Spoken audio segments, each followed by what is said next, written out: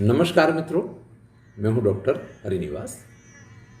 मनुस्मृति चल रहा है। चैनल का नाम है संस्कृत साहित्य एवं संस्कृति। 8वां अध्याय, व्यवहार अध्याय, जिसका नाम है राजा ने जिनको धर्माधिकारी न्यायाधीश के रूप में नियुक्ति की है, उन लोगों को धर्म का कितना ख्याल रखना चाहिए, कभी भी अधर्म का साथ नहीं देना चाहिए, कोई गलत निर्णय नहीं करने चाहिए। ये सारी बातें हम देख चुके हैं।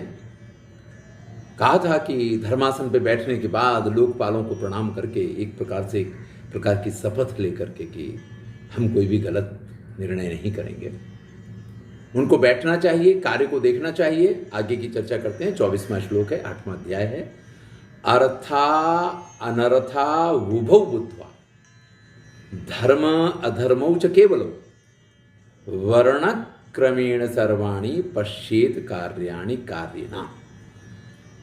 अब देखिए, आप धर्मासन पे बैठे हुए हैं, आपके पास बहुत सारे केसेस आने वाले हैं। कुछ केस ऐसा हो सकता है कि ब्राह्मण वर्ण के हों, कुछ केस ऐसा हो सकता है कि क्षत्रिय वर्ण के हों, कुछ केस ऐसा हो सकता है कि वैश्य और शूद्र वर्ण के हों। तो वर्ण क्रम को ध्यान में रखते हुए फर्स्ट कम फर्स्ट आउट वाली बात यहां नहीं चलेगी। अगर ब्राह्मण वर्ण के किसी व्यक्ति के ऊपर कोई केस है और आज उसका केस आपके टेबल पे है, आज आपके सामने वो चीज है, तो आपको पहले उसको सुनना चाहिए। हमारे शास्त्र ये कहते थे। अब आप कहेंगे कि पहले उनको क्यों सुना जाए? भाई, जो शूद्र वर्ण का है उसकी क्या गलती है, उसको क्यों बिठा के रखा जाए? यहां समाज के लिए उपयोगिता की बात है।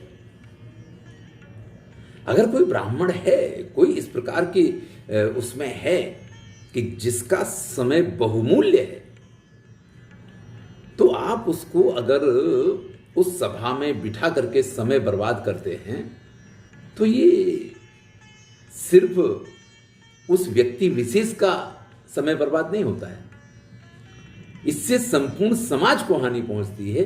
ये मान्यता है और इसलिए ये बात कही गई है कि वर्ण क्रमेण सर्वाणि। एक व्यक्ति सुबह से शाम तक 8 घंटे काम करता है, आज की बात की जाए, उसको 400 रुपया मिलता है, वो मजूरी करता है।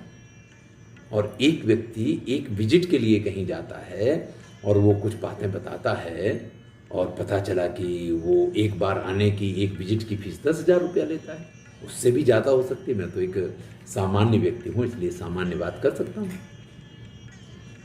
तो किसका समय कितना बहुमूल्य है, उसका ध्यान भी यहाँ पे रखना जरूरी है। कई बार हम ऐसा सोच सकते हैं कि न्यायाधीश के यहाँ जब आप पहुँचे हैं, आप सभा में पहुँचे हैं, आज की भाषा में कहें कि आप कोर्ट में पहुँचे हैं, तो सभी एक जैसे होते हैं। लेकिन यहाँ शास्त्र जो विधान कर रहे हैं, मैं उसकी चर्चा कर रहा हूँ। फिर अर्थ और अनर्थ दोनों को जान करके देखिए क्या उपयुक्त है, क्या अनुपयुक्त है। अगर आप ये नहीं समझ पा रहे हैं तो न्यायाधीश होने का आपको अधिकार नहीं है। और जब आप इस गद्दी पे बैठे हैं, राजा ने आपकी नियुक्ति की है, आप स्वयं विद्वान हैं, वो सारी बातें पिछले वीडियो में आ चुकी हैं, तो आपको इन चीज़ों का ख्याल तो करना ही पड़ेगा कि इसमें अर्थ क्या है और इसमें अनर्थ क्या है, और धर्म क्या है, अधर्म क्या है। बस कई बार ऐसा होता है। एक फिल्म आई थी, आपको याद हो, दुश्मन। अब वो इसी प्रकार के विक्रमादित्य, विक्रम बेताल की कुछ कथाएं आती हैं, उनमें की एक कथा को लेकर के वो फिल्म बनी थी कि भाई एक व्यक्ति है जिसके हाथों, दुश्मन की कथा तो पिक्चर की आपको पता होगी, एक ट्रक ड्राइवर है और उसके हाथ किसी की मृत्यु हो गई। अब जिसकी मृत्यु हो गई, उसका पूरा घर परिवार उसी के सहारे पे चलता था। अब उसको अगर 2 साल की कैद दे दी जाती है तो ठीक है, 2 साल बाद छूटेगा ट्रक ड्राइवर, फिर अपना ट्रक चलाने लग जाएगा, कहानी खत्म हो जाएगी। आपने उसको सजा कर दी है। लेकिन वहां पे एक जो इसका भोग बनती है, वो महिला ये कहती है कि आप इनको सजा दें, कुछ भी करें, इससे मुझे कोई फर्क नहीं पड़ता है। मैंने जो खो दिया है, मेरा पति चला गया, मेरे बच्चों का पिता चला गया, मेरे घर का संभालने वाला चला गया, जिसके पिता आज कुछ कर नहीं सकते, जिसकी माता अंधी है, उनका सहारा चला गया। आप इनको कोई भी सजा दे दें, इससे हमें क्या फर्क पड़ने वाला है? हमें जो चाहिए वो कहां से मिलेगा? तो वहां ये बताया कि कोर्ट ने उनको ये सजा की कि भाई आपको 2 साल तक इनके घर पे रहना है और इनकी सारी जवाबदारी आपको उठानी है, चाहे वो बूढ़े माता पिता हो, चाहे उसकी बहन हो, चाहे उसके बच्चे हो। तो ये है अर्थ और अनर्थ का ज्ञान। न्यायाधीश को इस चीज को समझना होगा कि भाई अगर आप किसी व्यक्ति को सजा दे रहे हैं तो उसकी सजा सिर्फ उसको सुधारेगी या उसकी सजा से कुछ और चीजें बनने वाली हैं। और फिर इस फिल्म की इतनी प्रशंसा हुई थी उस टाइम पे, 70 के दशक में बनी हुई फिल्म है कि उसको लेकर के बहुत सारी भाषाओं में और बहुत जगह पे उस पर काम हुआ है। मूल ये विक्रमादित्य की कथा में से आया हुआ है और विक्रमादित्य कितने न्यायप्रिय थे इस बात को आप अच्छी तरीके से जानते हैं। तो ये जरूरी है कि न्यायाधीश जो हैं अर्थ अनर्थ को समझें और धर्म अधर्म को समझें और फिर वर्ण का क्रम देख करके उन्होंने अपने कार्यों को करना चाहिए। चलिए, अब जो व्यक्ति सामने खड़ा हुआ है, ये तो बहुत कम होता है कि जो व्यक्ति है अपने अपराध को स्वीकार कर ले। ज्यादातर तो लोग यही कहते हैं कि साहब हमने तो अपराध किए ही नहीं है। एक व्यक्ति ये कहता है कि साहब इन्होंने किया है। अब ऐसे में वास्तविकता क्या है, सच क्या है, झूठ क्या है? आजकल तो आप देखते हैं कि कहा जाता है कि कानून अंधा है, उसकी आंखों पे पट्टी बंधी हुई है, वो सिर्फ वही देखता है जो साक्ष्य उसको दिखाते हैं या जो वकील उसको दिखाते हैं। भाई हमारी व्यवस्था ऐसी है, हमारे यहाँ कानून को अंधा नहीं कहा गया है। जो न्यायाधीश के रूप में बैठे हुए 4 लोगों की कमेटी है, वो 4 के 4 जो हैं वो बड़े ही विद्वान हुआ करते थे, वो बड़े ही समझदार लोग हैं। तो आप उनके ऊपर ये चीजें क्यों ना छोड़ें कि जो व्यक्ति बोल रहा है उसके हाव भाव से भी वो कुछ जाने। हमारे शास्त्र कहते हैं वाह्यई विभावयेद लिंगई भाव अंतर्गत नृणाम स्वर वर्ण इंगित आकारई चक्षुषा चेष्टितेन च। भाई आपको 2 रूप से उन लोगों का निरीक्षण करना है, एक आरोप लगाने वाले का और एक जिसको आरोपी बनाया गया है। बाह्य और अंतर, यानी उसके अंदर क्या चल रहा है वो भी आपको समझना है और बाहर से वो क्या व्यक्त कर रहा है ये भी आपको समझना है।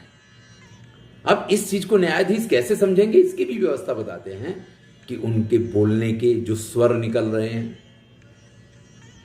भाई जब व्यक्ति झूठ बोल रहा होता है तो उसकी आवाज अलग प्रकार की होती है, जब व्यक्ति सही बोल रहा होता है तो उसकी आवाज अलग प्रकार की होती है। इंगित, वो कैसे इशारे करता है, किस प्रकार का व्यवहार करता है, उसकी हाव भाव, उसकी बॉडी लैंग्वेज क्या है। अरे भाई अगर आप समझदार हैं तो व्यक्ति की बॉडी लैंग्वेज बता देती है कि वो सही बोल रहा है झूठ बोल रहा है। तो उसके स्वर को देखिए, उसके वर्ण, वो जो बोल रहा है उसको देखिए, उसके हाव भाव को देखिए, उसकी बॉडी लैंग्वेज को देखिए।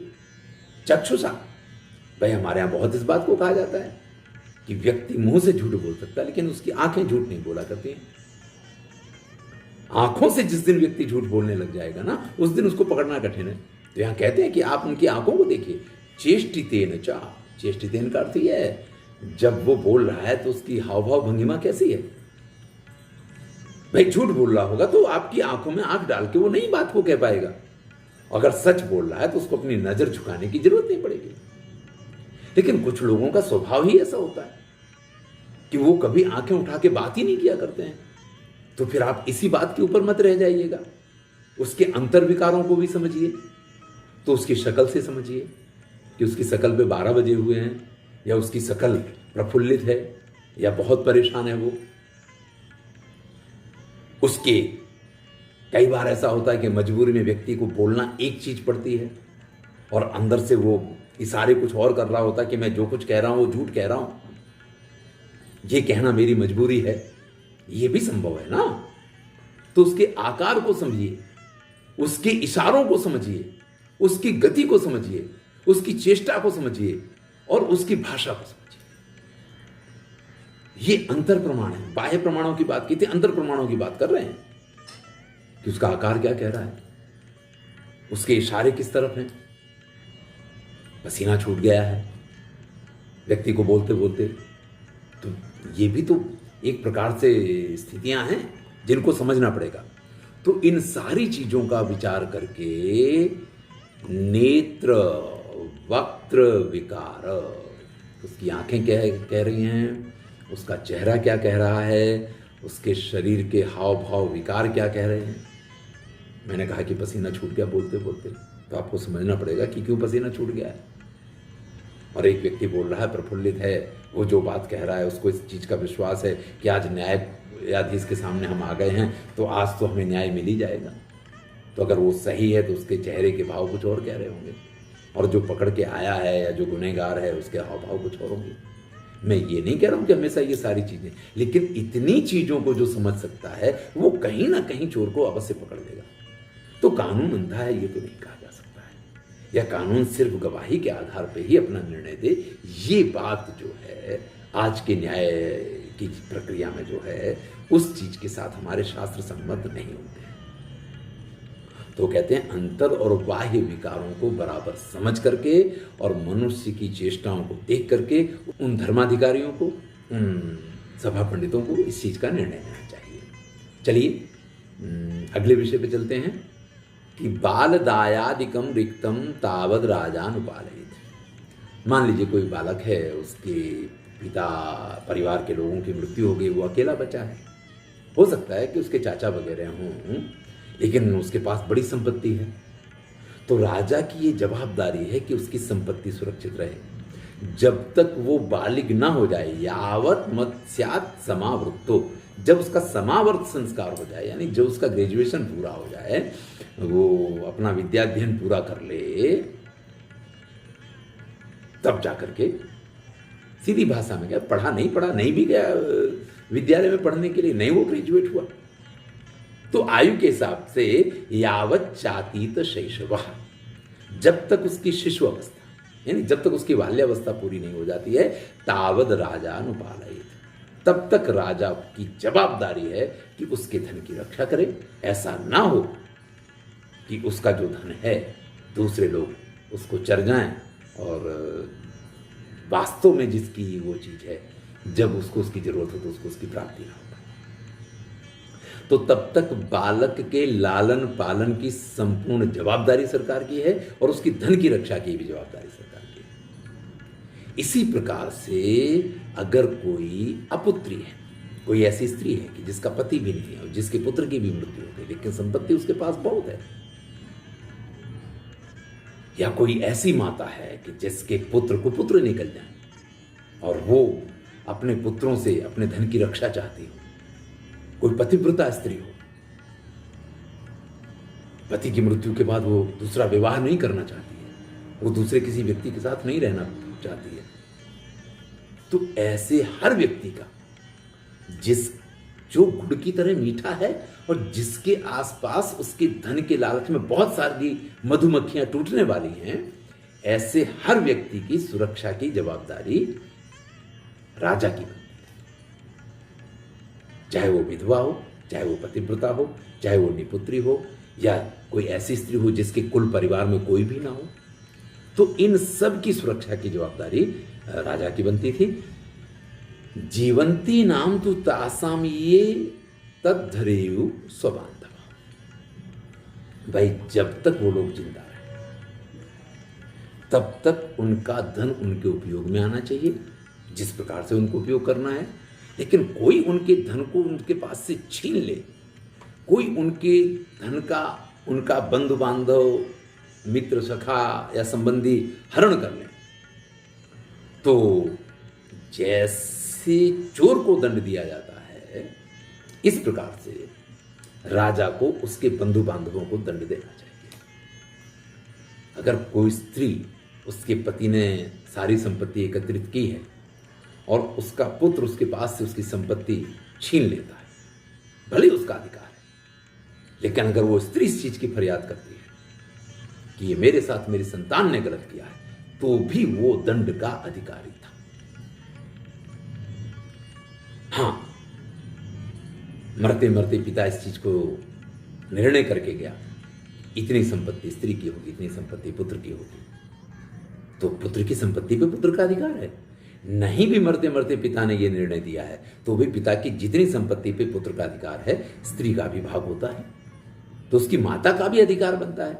अब वो कहे कि माता को तो कुछ नहीं मिलेगा, जो कुछ है हम ही सब पचा जाएंगे और माता को तो दर दर की ठोकरें खिलवाएंगे, तो भैया राजा को ऐसे पुत्र को भी दंड देना चाहिए। और कोई सगे संबंधी इस प्रकार का व्यवहार अगर उसके साथ कर रहे हैं तो उनको भी वैसे ही दंड देना चाहिए। प्रणष्ट वामिकम रिक्तम राजा त्र्यब्दम निधापयेत।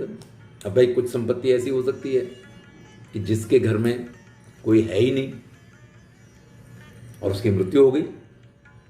अब घर है, उसके बैंक बैलेंस भी हो सकते हैं, तो राजा की ये जवाबदारी है कि 3 साल तक उस धन को अपने खजाने में नहीं मिलाए, वो जहां है जिस रूप में उसकी सुरक्षा करे और चारों तरफ उसको इस चीज की मुनादी करवानी चाहिए, ढिंडोरा पिटवाना चाहिए कि भाई इस व्यक्ति की इस प्रकार से मृत्यु हो गई है। और अगर कोई उसका सगा संबंधी है तो आकर के जो उसका वारसदार हो वो उस संपत्ति को प्राप्त करे। और अगर फिर भी कोई 3 साल तक भी नहीं आता है तो फिर वो संपत्ति पे राजा का अधिकार होता है। कई बार बैंक वगैरह में आज भी ये नियम है कि अगर आप अपने किसी बैंक खाते को 50 महीने तक, अगर मुझे कुछ पता है तो बाकी मैं कोई बैंक का कर्मचारी नहीं हूँ, मुझे उसके नियम पता नहीं है, और ध्यान ही नहीं देते हैं उस तरफ, कुछ आप व्यवहार ही नहीं करते हैं, वो ऐसे ही पड़ा रहता है, आपकी पैसा पड़ा है तो धीरे से सरकार के खाते में ट्रांसफ़र कर दिया जाता है और उसको बता दिया जाता है कि भाई कोई इसका वारिसदार नहीं है। तो आज भी कुछ इस प्रकार के नियम तो हैं और तब भी ऐसे नियम हुआ करते थे। अब मान लीजिए कोई ऐसी संपत्ति है, किसी की कोई चीज़ खो गई है और वो कहीं से प्राप्त हो गई है, तो राजा ने घोषणा करवाई कि भाई ठीक है, जैसे अभी कहा था कि मृत्यु हो गई, तो जो व्यक्ति वहां आया है हर व्यक्ति दावेदार हो सकता है कि भाई ये तो हमारे चाचा थे, हमारे मामा थे, हमारे काका थे, हमारे मौसा थे, हमारे फूफा थे, हमारे ये थे, हमारे वो थे, कोई भी संबंध बना लेगा। भाई पैसेदार लोगों के साथ तो जो मर ही गया है, जो खुद तो ये कह ही नहीं सकता कि ये मेरा कोई है या नहीं है, तो उसकी संपत्ति के लिए तो और लोग भी इस तरीके से आ सकते हैं। तो ममेदमिति यो ब्रूयात्, जो आकर के राजा से ये कहे कि मैं इसका अधिकारी हूं, ये मेरी संपत्ति है, अनुयोज्यो यथा, तो उसका बराबर से निरीक्षण परीक्षण होना चाहिए कि भाई ये जो कुछ कह रहा है ये सही है। संवाद्य रूप संख्याति, उसके संवाद पे विचार कीजिए, वो जो कह रहा है सही कह रहा है, योग्य कह रहा है। संख्या वगैरह पे विचार कीजिए कि उसने बताया कि हमने 50,000 जमा किए थे, तो भैया 50,000 ही जमा हुए थे। अब वहाँ जमा हुए 51,000 वो कहे हमने तो 50,000 जमा किए, तो भैया तुम ये नहीं हो। कोई कहे कि वो हमारे संबंधी थे, मामा थे, मौसा थे, तो भाई आपको कुछ बताना तो पड़ेगा ना, उसका कुछ तो आधार देना पड़ेगा। आप उनके नाम बताइए, अभी तक आप क्यों नहीं उनके पास थे, आपने कभी उनका संबंध के हिसाब से निर्वाह क्यों नहीं किया, वो सारी चीज़ें आपको बतानी पड़ेंगी। और ये सारी चीज़ें अगर राजा को लगे कि सब बातें बिल्कुल ठीक है, स्वामी तक द्रव्यमर्हति, तो उस द्रव्य को उसको देना चाहिए, उसका मालकी उसको सौंप देना चाहिए। अब अगर मान लीजिए कि आवेद्यानो नष्टस्य देशम कालम च ततोतः वर्णम रूपम प्रमाणम च तत्समं दंडमर्हति। कोई ऐसे ही आ गया था, उसने कह दिया साहब मैं मालिक हूँ, ये चीज़ मेरी है। तो ये पूछा गया कि अगर पर्स है तो इसमें कितने रुपए हैं। चलिए कई बार ऐसा होता है कि व्यक्ति कहता है कि साहब ये तो बिल्कुल पता नहीं है कि मेरे पर्स में कितने रुपए हैं, एक अनुमान रहता है कि भाई इतने रुपए होंगे मेरे पर्स में, हाँ लेकिन उसमें मेरा आधार कार्ड है, मेरा पान कार्ड है, मेरा आई कार्ड है, मेरा ड्राइविंग लाइसेंस है। भाई कुछ चीज़ें तो ऐसी होंगी ना, कोई चीज़ तो ऐसी होगी ना जो आप योग्य रूप से विश्वास दिला पाएं कि ये चीज़ आपकी है। अब आप किसी चीज़ का विश्वास ही नहीं दिला पा रहे हो, खाली कहे ये जा रहे हैं कि हमारा है, हमारा है। तो आवेदयानो नष्टस्य देशम कालम च ततोतः, अगर वो उसकी स्थिति परिस्थिति सारी चीज़ें अगर बराबर नहीं बता पाता है तो वर्णम रूपम प्रमाणम च तत्समं दंडमर्हति, तो उस व्यक्ति को बराबर देखिए और जितनी संपत्ति के लिए उसने दावा किया है उतनी संपत्ति का उसके ऊपर दंड करना चाहिए।